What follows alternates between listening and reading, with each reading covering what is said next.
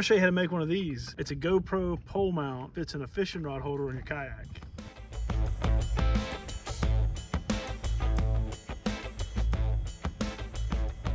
This is gonna be my stab at making a GoPro mount for the kayak. Gotta give credit to Travis Does Kayak Fishing. I'm gonna link his video in the comments below, or wherever you link videos below. He's got some great stuff for kayak fishing. He made a GoPro mount that I was really interested in making. Here it goes. Here's the materials I'm using. Two 24-inch by 3/4 PVC pipes. Those are pre-cut. I do have a cutter and all that, but I didn't feel like doing it. So it probably cost me extra $1 to get them pre-cut, rather than I could have got like a 8-foot piece for $3.40, and these cost like $2.30 each, and I would have had some extra laying around.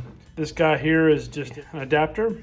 It's slip on one end, threaded on the other, and this is a non-threaded cap off the end that goes into the rod holder. Threaded cap, which is going to fit onto here, and in the threaded cap we're going to drill a hole with one of these bad boys here and put a 1/4-20 bolt into it and nut, and that's what your GoPro or just about any camera mounts to, but we're using a GoPro. Some stuff I already had was PVC primer and cement to stick it all together, and here we go.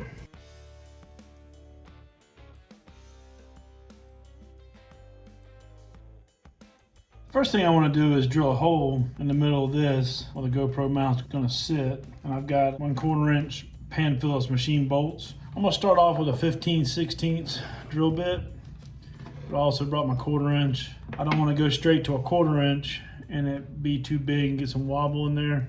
Let's see what the 15/16 does, and if it's fine, we'll use that hole and it'll be nice and tight. If it doesn't work, we'll go to the 1/4-inch. So that's what I'm going to show now. So I'm drilling into the proper cap here, which is the threaded cap. That's going to go on the end that holds it. Let's open these bad boys up and see if it works. So that is too small. So let's go to a 1/4-inch hole, 1/4-inch bit.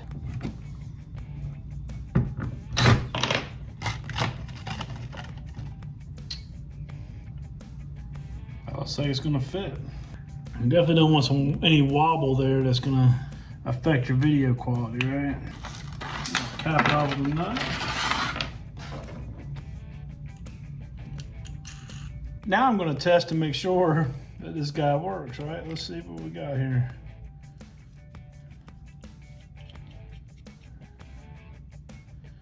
Fits in. So we got a little spacing. If you watch Travis's video, you also notice that he had some spacing there that he filled up with some washers. So we'll do the same thing here. I put down a little bit of plastic bag here. If you've ever worked with this stuff, it gets kind of messy. The primer is purple, so it turns everything purple, including the labels of your cans. So we'll start off with a little primer, and then we'll go with the medium blue PVC cement. Give them a little shake.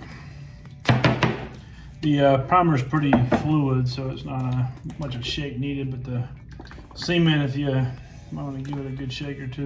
Both of these guys have the dauber in the can, which makes things really nice. Now this is available at Lowe's or Home Depot or your favorite store, and that's the cement there. It's a little thicker, more viscosity there. So give it a swirl, try to get some of the excess off. And since we're going inside of this one, here we'll give it a little wipe inside. And we're going the outside of this one. And the primer just gives the cement a little better place to stick in there. Otherwise, you can always give it a little light brushing of sand in too to rough up the surface a little bit to make the glue stick better. We'll do the same thing here. Being very liberal with our application.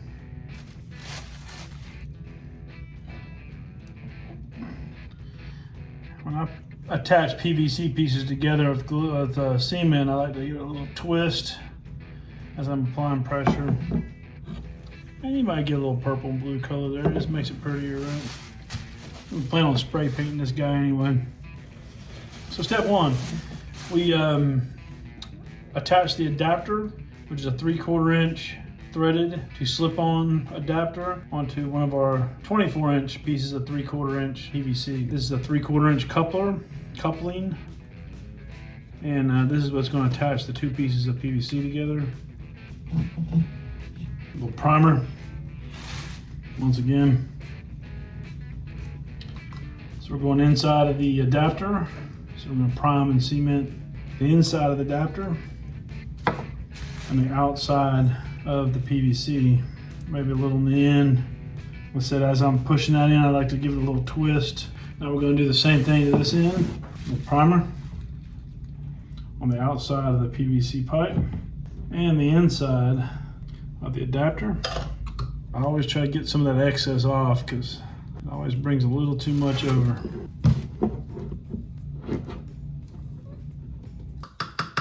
And now I'm going to put the end cap here, which is not threaded. This is the side that's going to go into the fishing rod holder of the kayak. So I really don't need the thread on that side. So here we go. Do the inside of here with some primer, the outside of here with some primer, and then repeat with the cement. Definitely got to spray paint this bad boy so it's not purple and blue, but maybe I should just put purple and blue all down and it'd be tie-dye or something. So the last step, we're gonna just screw this in. You could cement this together if you want, but I wanted to keep this where I could make different ones. I don't know, maybe something comes out next year. I'm gonna pick up washers to put under this bolt to adjust for this gap here. The final step, we're gonna put our adapter on here. Can't know if you can see that, but there's a little bitty gap in there that I'm gonna go out and get some washers for, and maybe 2 flat washers to go under this nut, or maybe add 2 flat washers on top of that nut to accommodate for that gap, make it nice and tight, but it's solid. So to recap, we took 2 24 inches of PVC, 3/4 inch, got a 3/4 inch coupling to put them together, a non-threaded cap on the end that goes in the kayak, an adapter that goes from slip-on to threaded, a threaded cap at the end where we drilled a hole, put a 1/4-20 bolt through, mine is 3/4 inch long, and a 1/4-20 bolt, a nut on top of that, and there she goes. Let's go test it out and see how it fits in the kayak.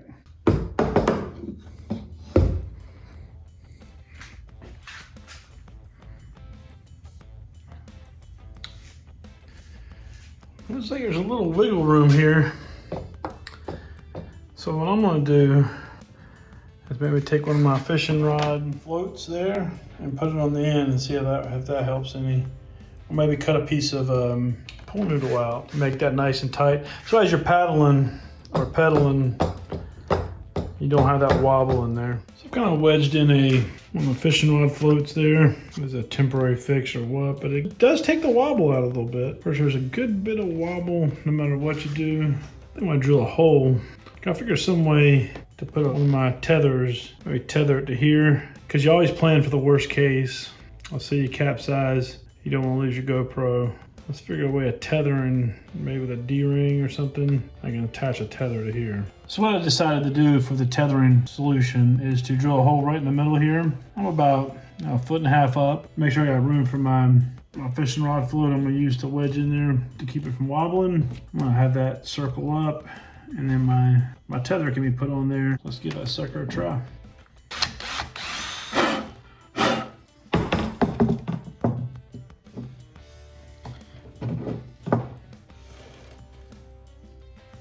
Leave a little bit of slack there. Trim off the excess.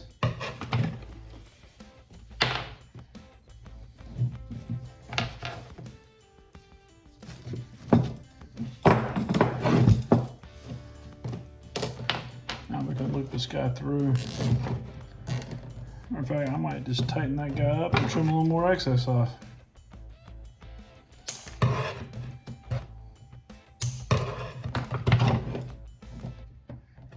Some extra tethers holding strong. Good deal.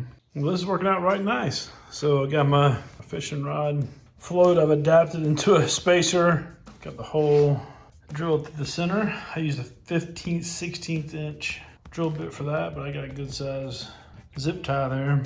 Zip tied it in, and now I'm gonna tether this guy right to my kayak. We always hope we don't get in a tip over situation or fall out of our kayaks or Heck, who knows? We catch a monster fish and he makes me knock this sucker in the water. At least now I can retrieve it without having to do any deep diving.